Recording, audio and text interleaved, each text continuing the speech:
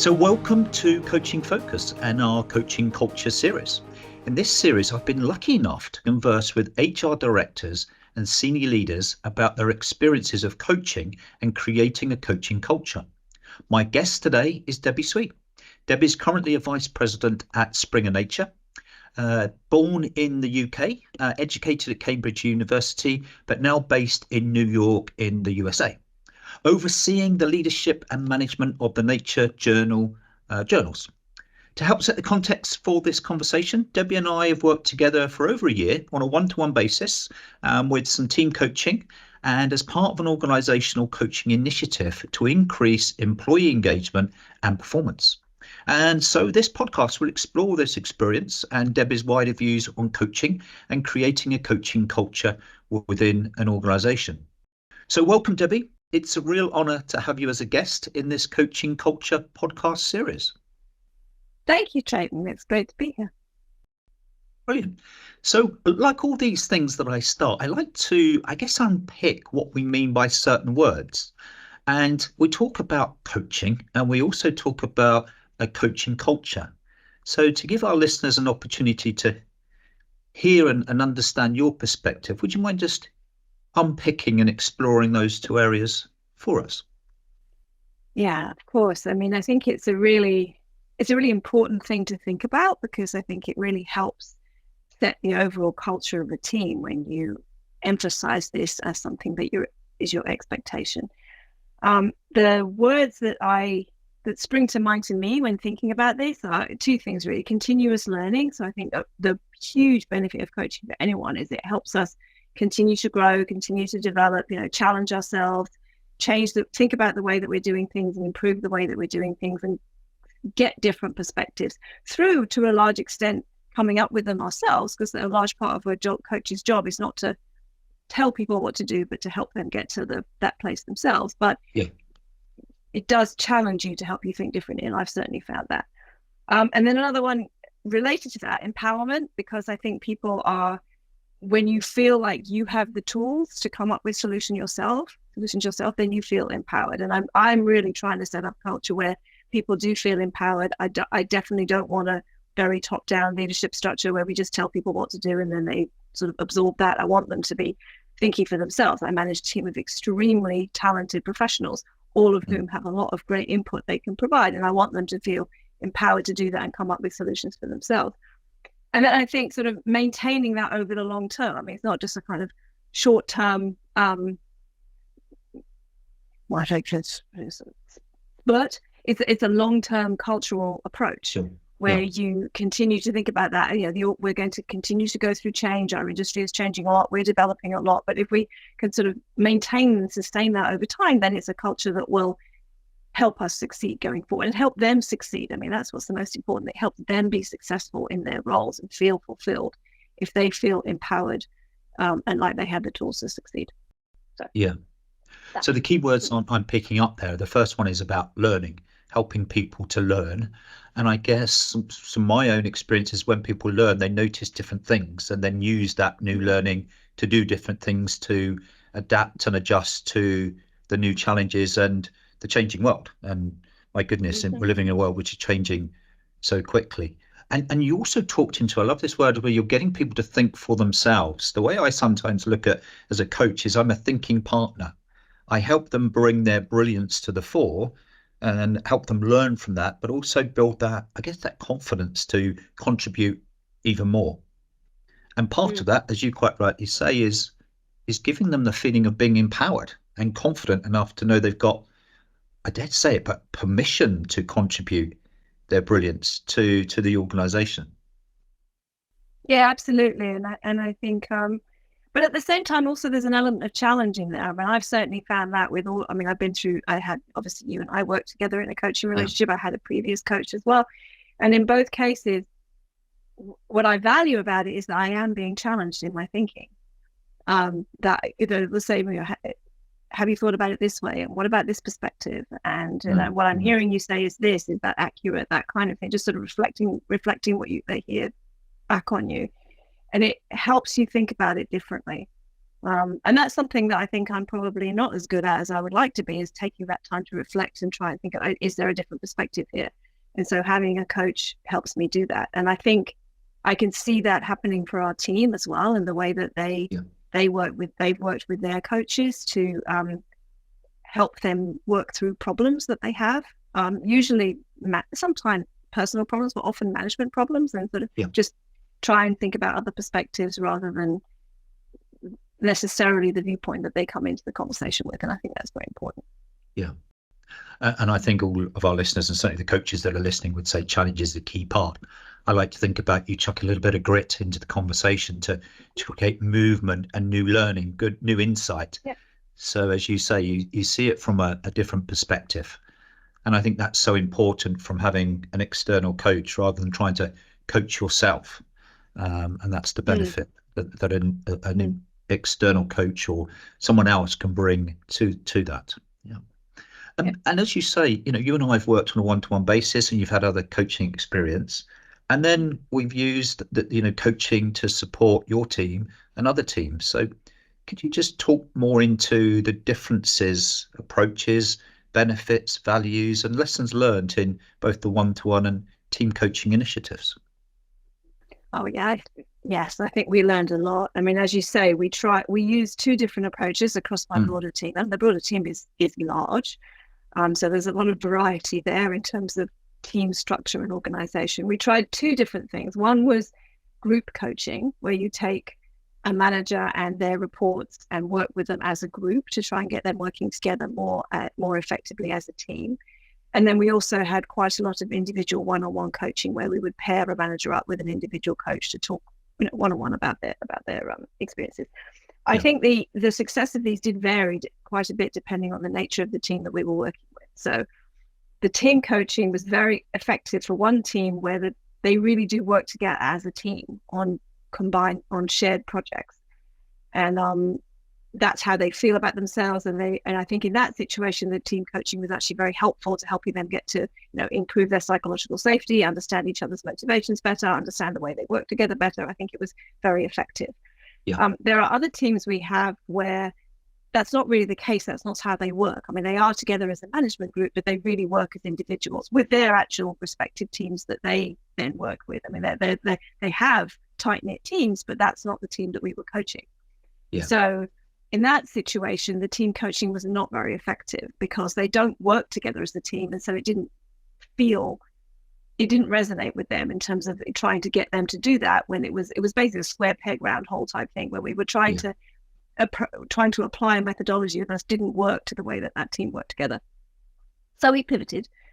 We stopped doing that because it was taking time and it wasn't working, and they were not enjoying it. They were not getting out of it what we wanted. And we pivoted more to doing more one-on-one coaching with them, which has been very effective. I think some of them embraced that very readily. They were, very open to it, and I think really and got a lot out of it. And then others were perhaps a little bit more skeptical at the beginning, because a lot of them came from a situation where they hadn't had any coaching before, very little experience of it in the past, and so they just didn't really know what to expect or how to use it. So we had to do quite a bit of sort of almost retroactive coaching of how to do coaching, at the beginning. But then when they got past that, I've had a lot of really positive feedback about the one-on-one coaching in particular, and the way that helped them work through problems, work through management situations they were addressing, work through dealing with a variety. I mean, we get very positive feedback from our team about their managers. I think people feel very connected to their managers, and they feel very, very supported by them. But managers do face challenges. Management is a challenging thing to have to do, and I think having more tools and more conversations about how to address things has been really helpful. And I know that I've had several of them comment to me that they really enjoyed it. And then when we had the opportunity to have some additional sessions, thank you very much, Tracy, many of them signed up. They were very enthusiastic. Yes, I want more. This has been great. So I think that is a really strong endorsement of the value that they found that they were getting from it, if they say that they want more. Yeah. So I'm hearing two lessons there, and I'll go back to the first point, which you made about the team coaching. And you mentioned two words, team coaching and group coaching. And I think those words really sort of outline the lesson that for team coaching to work, it's got to be a team that has a common objective and are interdependent on each other to succeed. Yeah. If they're a group where they work together but they don't need to rely on each other or dependent on each other, then the team coaching loses its direction or purpose. I think that's what you're saying, and certainly from my own experience. And without getting too sort of pedantic about words, but it is team coaching. You're working a team that has a common objective rather than a group of people, which comes more facilitating rather than coaching.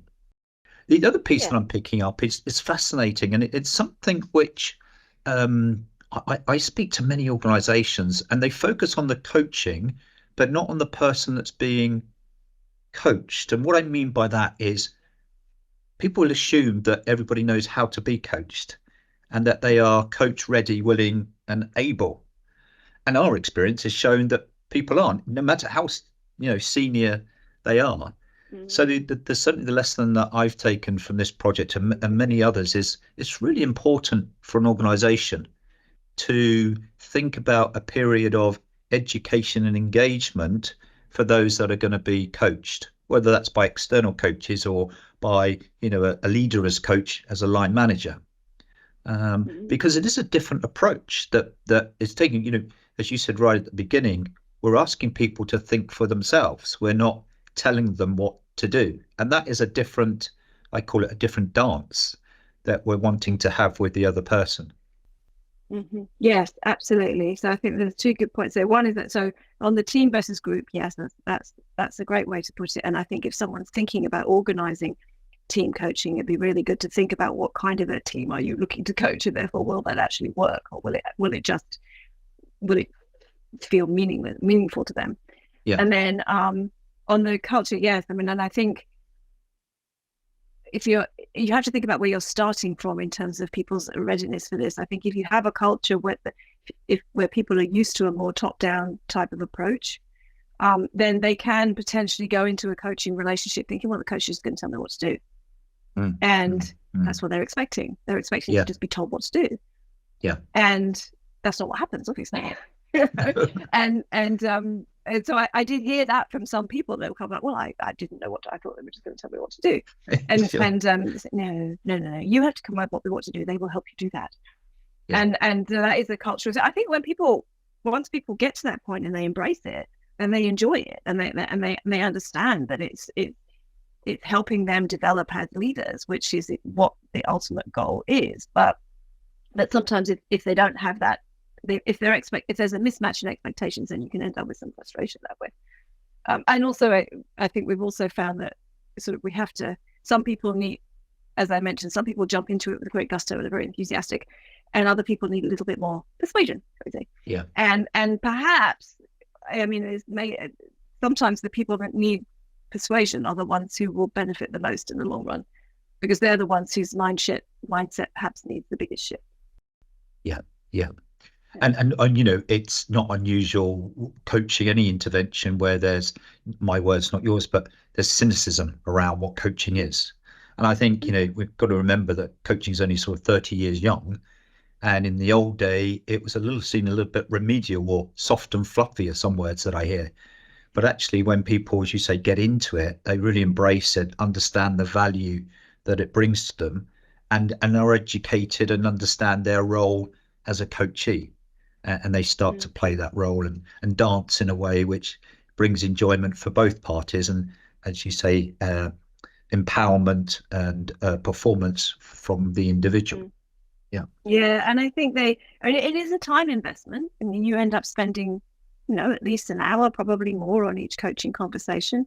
Yeah. And sometimes if people are busy, they are concerned that they don't have that time to invest, but it is investment in yourself, and that's important. Yeah. I think it's making that, I think people should understand that that's an important thing to do, and it will help you in the long run because it helps you grow as a person and be more effective, as opposed to sort of continuing to do things in the way that which is not always going to be the best way. No. To think about it. Yeah. So at the heart of what we're talking about here is learning and empowerment, and the challenges of your leaders aren't going to reduce. The change is not going to be paused. Those things are ahead of us. So we've talked about what coaching is on an individual basis and a team basis and some of the good lessons learned there. How do you start to build coaching into a culture where that's how your leaders naturally operate, rather from this command and control to a more, my terms, but connected and collaborative approach in their leadership style?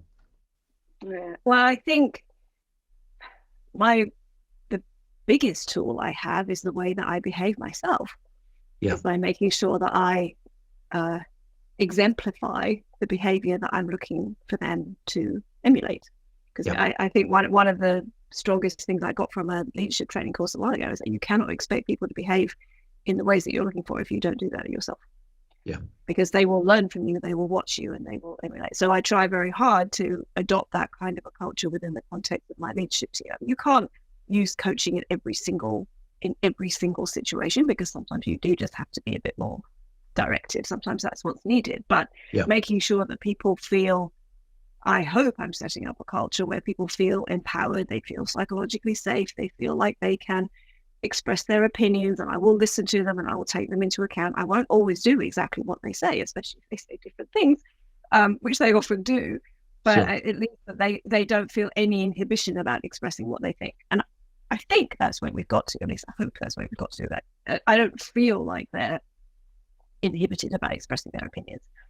So I think that's a good thing. And then trying to, I can work as a coach for them, coaching them to approach situations with their reports in that way. And then the same thing about trying to get them to coach their reports to approach things that way.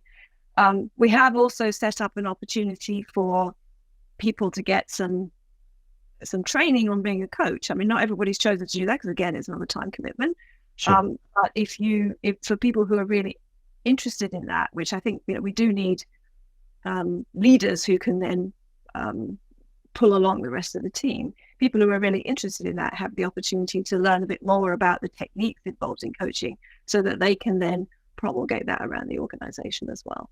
I mean, leading by example isn't everything. I will also have to lead by encouragement, but I do think leading by example is important. Yeah.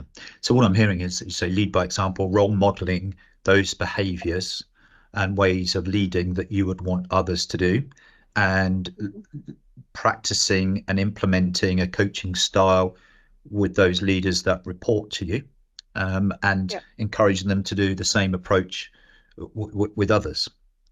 Yeah. And with that in mind, Debbie, because some of my listeners, or some of the listeners, will be saying, I haven't got leadership buy-in at the top. Mm-hmm. And if that needs to happen, do what I do rather than do what I say, and his role modeling, and the chief execs and other senior individuals are not role modeling, what would be your advice in trying to get that engagement? So you're saying that is the managing up is not there, and you're not getting that. People aren't role modeling in the way that they're asking others to do that. You can break the cycle. Tell me more. I think, well, first of all, I should say it is not that I feel I'm in that situation, just to clarify about that. Sure. But I think, I mean, I've been in the job that I'm in now for a year and a half, and I came into this job thinking, I am going to do this job in the way that I think is the right way to do it. And I think this is the right way to run a team with this type of approach. Not everybody does. Other people have different attitudes. Sure. Yeah. Which is fine. I mean, we all have different perspectives. So I think I really want to, I will try to do that, even if it's not what even if I'm in a situation where that's not what I experienced myself. And I have been in that kind of, in a situation in the past where there was that differential, that, I wasn't receiving the type of, necessarily the type of leadership that I would like to think I would be giving others. Yeah. Just have to try and be the best leader I can be within that context. I mean, obviously, we all have to operate within the context of the organisation, within the situation that we find ourselves in. But I think you don't have to. If you really don't agree with it, then you don't have to copy it. But I would hope that people would see the benefits of what you're doing, and then choose to emulate or choose to adapt. I mean, they don't have to do it exactly the same way. I think with any leadership situation, you pick out, there are some things you see, you think, oh, that's good. I think I should do that. And there are other things you see, you think, I should avoid that. Yeah. So I think you pick out the things that you think work for you and develop a culture. And also I have to, it does make a difference who I choose to hire. I mean, I will, for the team that I'm working with, I will choose to hire people that I think will want to approach it in the same way. Yeah. Because then that helps, that gives me a good starting point for setting up that type of culture, I think. Yeah. So what I'm hearing here is leaders that are listening should be authentic to themselves. And if they have that desire to lead in a certain way, then do that, and don't allow other influences, other role models, not as positive as yourself, to influence the way that they lead. And then I guess what you're saying is recruit people that are of a similar ilk and develop that as a culture and make that the way, and just in small pockets expand that out across an organization where you can influence, and obviously there'll be areas where you can't. For the HR people is, because I get a lot of pushback from HR people to say the top team don't buy into it. And my challenge to them is, well, as you say, break the cycle. Let's find where there are pockets of brilliance and interest and champions, if you like, that can start the change from happening, and then people can see the difference that's making, and then are warmed and engaged to that style of leading. I would also say that you shouldn't underestimate the influence of senior leadership, though, because I've certainly been in this situation where a change in leadership to someone who embraced this type of culture more, was incredibly empowering for me, because it gave me freedom. That's how it felt. It gave me freedom to sort of do it the way that would come more naturally, because somebody else was role modeling that for me. And you feel so, and having seen how much of a difference that made, and felt how much of a difference that made, I don't want to go back. No. Basically. I love those terms, that it made and that it felt different. I think that's what people underestimate, how it feels, and that's so important for me.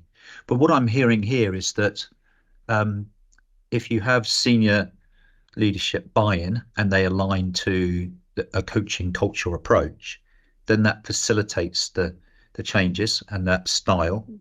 But it's not impossible if you don't have that. It just makes it maybe a little bit harder. But you've got to break the cycle to make those changes and influence where you can. Yeah. And over time, that can promulgate too, I think. You use the word felt. So from your experience of coaching and operating in that leadership coaching environment, how did it feel different from let's call it, if I may, a command and control culture? Well, I felt it gave me a lot more freedom to be authentic, which is obviously quite a buzzword at the moment, that people being more authentic in a leadership environment. Because a more coaching, more empathetic approach is naturally the way that I operate. So that taps into my authentic style.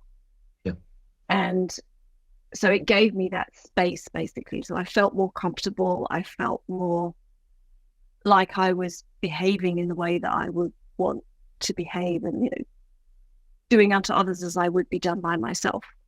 Sure. Because I think that's a wonderful mantra for many things in life: do unto others as you would like to be done to yourself. And so it just gave me the space. Basically comes to that. It comes to feeling more natural, feeling more authentic, feeling like, and also feeling empowered, feeling trusted, feeling valued, feeling like my expertise was valued because I was given the opportunity to figure things out for myself. All of that. You just feel more,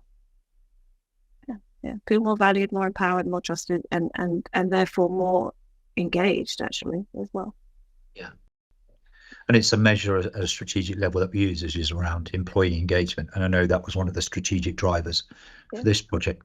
One of the words that you haven't used, which I'm just, I guess, curious to understand whether you felt more of it, was confidence, more confidence. Did the coaching or that leadership style give you more confidence? A little bit. Yeah, there have been situations where it was. I mean, I used it in the past when I was trying to make a career decision. This wasn't with you, it was with somebody else. And it did give me more confidence there. Because I was thinking about, making quite a change, and was a bit nervous about that. And it helped me think that through and think about realize that I do have skills and I do have capabilities that I could use to make this less scary and more manageable. So yes, it did help with that. Yeah. I think within the context of the organization, yes, that too. I mean, again, it comes back to confidence about behaving in an authentic way, and confidence in my abilities. Yeah. If someone makes it clear that they trust you and they trust your capabilities, it does help breed confidence. Yeah. Yeah. Yeah. And that coaching intervention, the way I would term that, is sort of like transition coaching, helping you to consider transition to a new role or moving into a new role. And one of the other lessons I've certainly discovered in creating a coaching culture is be really clear about how you want to use the coaching and focus the coaching, whether that's on an individual level or how the organization is going to use the coaching to provide a better outcome. So focusing on performance. So from your perspective, where have you seen coaching work where performance has been impacted? Well, I think most of the examples I can think of, I can't really go into detail about because they involve manager report interactions, which are confidential. Sure. But I think I have seen it, but that is where I've seen it be most effective, is because while our managers are in many ways very strong, they also all have, everyone can grow. We always grow. We always have the opportunity to grow and think about the way we approach things and think about the way we manage our teams. And I've seen that I've heard it from my reports about them saying, I talked to my coach about this, challenge X, and that really helped me think through it and come up with this solution. And then I've also heard them talking about their reports and saying the same thing, saying that they were facing a particular challenge situation or a particular sort of personal dynamic that was challenging, and talking through with their coach about how to address it. And it helped them think differently about the problem, also about the situation, helps them sit back a little bit and think a little more objectively about it, perhaps, because especially with management situations, it is easy to get a little bit caught up in the emotion of it when you have a relationship with someone, to sit back and think about different perspectives and other potential approaches. So I've seen it being effective in those situations, in helping people help themselves and help each other grow. Yeah, nice. Yeah. And if you were sat in front of another senior leader and you were talking about whether they should or shouldn't invest in coaching, not just for themselves, but for their organization, what would be the advice and suggestions that you give them? Well, I would say I can pretty much guarantee that it's going to be helpful if you do it. Sure. Because for the reasons I said about, we all have the opportunity to learn, we all have the capacity to learn. And anyone who thinks that they know everything has got their blinkers on.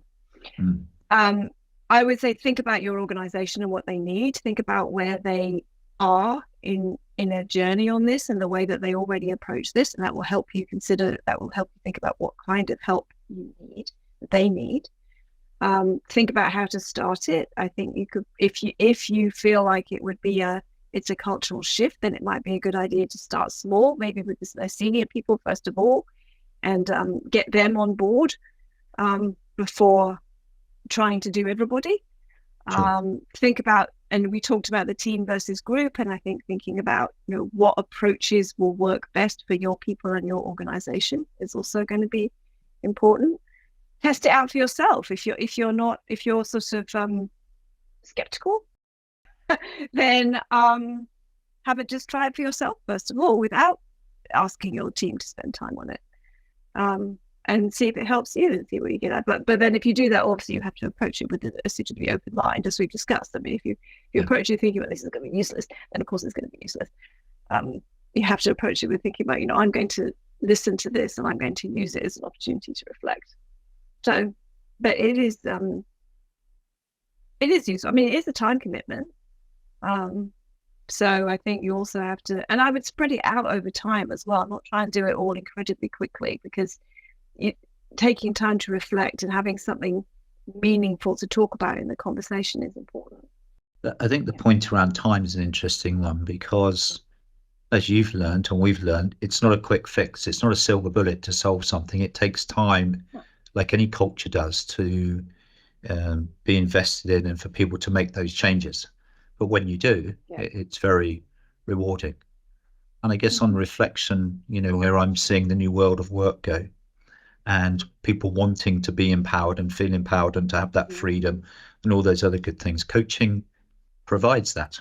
But it doesn't provide it necessarily immediately. It will take time for people to make that transition to that, if you like, new way of working, that new style, that new dance that they're going to need to have with each other and get themselves ready for that, to be coached and to be coach able. Yeah, so it's sort of, to quote the title of a book that I read recently, "The Future of Work is Human," and very much so. And I mean, it's always been about people. Ultimately, I mean, every organization's about people. It always has been. But people's attitudes to the way they show up at work and the way they contribute to work are changing. The pandemic kick-started that, but it was changing already anyway with generational shift. And so, thinking about what kind of organization are you leading? What kind of people are you leading going forward? What type of leadership are they looking for? And I think they're moving more towards this kind of empathetic, empowering type of approach, as opposed to the more traditional top-down, which was effective for a long time, but I think is not so effective now with the kind of people that are now in the workforce. Yeah, and I'm certainly seeing that and hearing that. The term I use is moving from human doing to human being. And people have realized they want to be rather than just do. And they want that greater balance, and they want that greater level of freedom and empowerment. And they want an environment where they can bring their best self to the workplace and not only deliver performance, but enjoy it and perform in a sustainable way, something they can keep doing over time, rather than going to burnout or, becoming so tired that it becomes less enjoyable.